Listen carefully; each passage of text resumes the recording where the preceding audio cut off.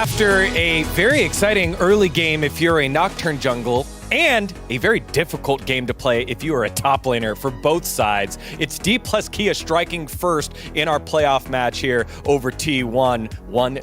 Degon alongside Chronicler and Wolf. And if you're a KT fan, you might know what word not to use. We're definitely not going to use that one on this desk either. If you, why am I getting to zoom in? If you, I'm not showing any emotion. Might want a D plus. These are calm waters. It's game one for DK. This is what they do. No, not the two-shot either. No Degon face. Clean game one. I was a little bit worried after the draft, but I think that DK have shown that they can look very different in the first game in the series, particularly their composure. I think really blew me away. I was not a fan of the Trundle buy and pick, as the casters were highlighting. I was, in fact, losing my mind when I got locked in. But they didn't actually get punished for it at all. Like, I think Trundle was very happy playing into anyone on that team, except, I guess, the Ziggs.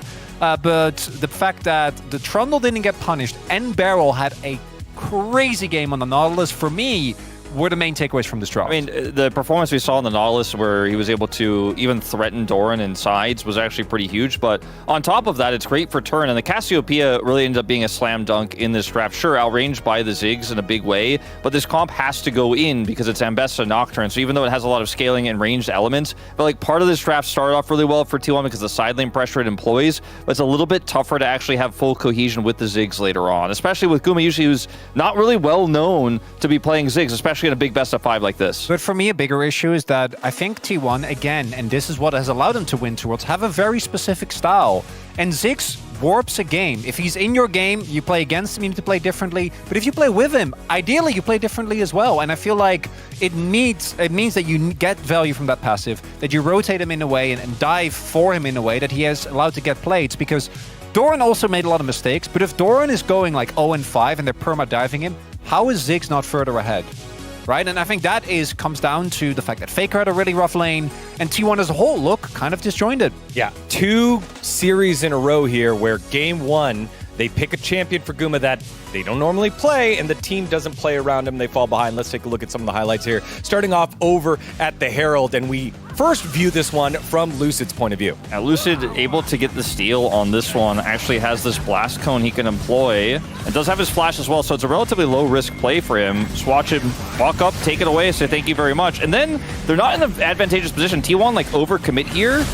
And when you see how this plays out for T1, they overcommit to try to make something happen, then back away. But guess who isn't able to back away? It's the teleporting top laner, who does end up getting left behind here. And so D+ just get a free kill. What baffles me, though, is that, like, I think that TP is fine. Like, if you pause at the start of that, but they completely cede all positioning, and it just means that Doran, like, TP's in to die, but either he needs to not TP, which would have been a fine call, or the team just says, okay, we commit. And that's what T1 does normally. Exactly. This is the kind of call that Chronicler's talking about, where T1 just look a little bit uncoordinated, a little out of sorts, and it's calls like this where you have to be super decisive, either all in on backing out or all in on being aggressive in that moment. Yeah, exactly, because while watching the replay, you see Doran pushing like one more wave. That extra 5 seconds was the difference between the TPs there. Also to note, it was a 1,200 smite damage there for Owner and only 900 for Lucid. So again, just not only not being cohesive in terms of team plays, but individual plays as well, Chron. That one I think is a bit more excusable because they didn't know the Trundle was there, right? So like he appears, I think that in that context as a jungler trying to go for the early smite makes sense. Was I think 111 off, but it's really...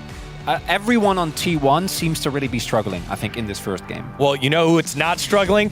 Disciplined by the side of D+ Kia. Atlas called it out on the broadcast. We were freaking out back here. Look at them start up the Otacon and then peel off, realizing this isn't a really good opportunity for us. This is unironically Rise Group practice. They threw a million at these. I mean, this is a really good call. They end up getting the TP, they back away, and then are able to then start it up after T1 decide to back. So they have full control here on this one. The TP comes through from Showmaker, who at this point is extremely large on this Cassiopeia. It's really difficult for T1 here to actually wrestle that control away, and Beryl just having such a phenomenal game of this Nautilus, and Doran, this isolated, forced to flash, gets away, but the ensuing fight is so difficult to play out into this choke point, into this Cassiopeia. As you guys will see, T1 not quite able to close that gap. And I mean, even with the low health barrel, he's like healing, he's zoning, he's getting on top of this Ambessa, and then the follow-up here from Showmaker Phenomenal as well onto Faker. And sure, you get the Otacon, but you lose 2 members on the bottom side, and there's just no winning here for T1. Also leads into the Baron immediately afterwards. And Beryl, my POM in this first game, absolutely impeccable. Nautilus game, even the first death, like he gave up first blood, was more of a team thing. Wasn't really him being where he wasn't supposed to be. They just got out-rotated by T1. Now, again, we should highlight that DK have done this a lot. I was told, I think this was on Twitter by someone, that it's a 44% win rate for DK in game number 2. So DK fans know to chill. Final thoughts, Wolf? I thought it was a great game from Aiming as well. I just want to mention he was the Gold King. Like, he just spent so much time in the mid lane, pushing, getting turret plates in the top lane. They played through him. His Corki was huge. And this is the D+, I think that's at its highest level. Well, the D+ system continues on. Win game 1. Give hope. How will it play out for the rest of this best of 5? Let's find out with game number 2.